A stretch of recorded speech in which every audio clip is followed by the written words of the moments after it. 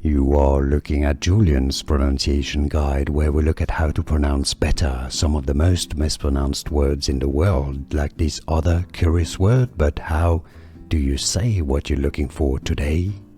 Let's learn how to pronounce these words once and for all correctly. There are different pronunciations in English, by the way. If you want to learn more confusing vocabulary, stay tuned. I've got more videos for you you'll want to check out. There are different ways of pronouncing it.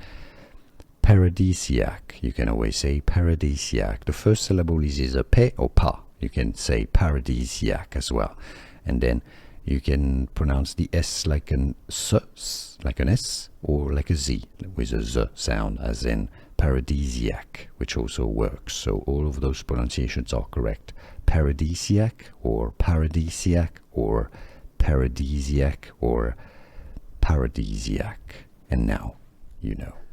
Here are more videos on how to pronounce more confusing words and names too many mispronounced. Like this video if you found it useful. I appreciate your support. I'll see you soon and thanks for watching.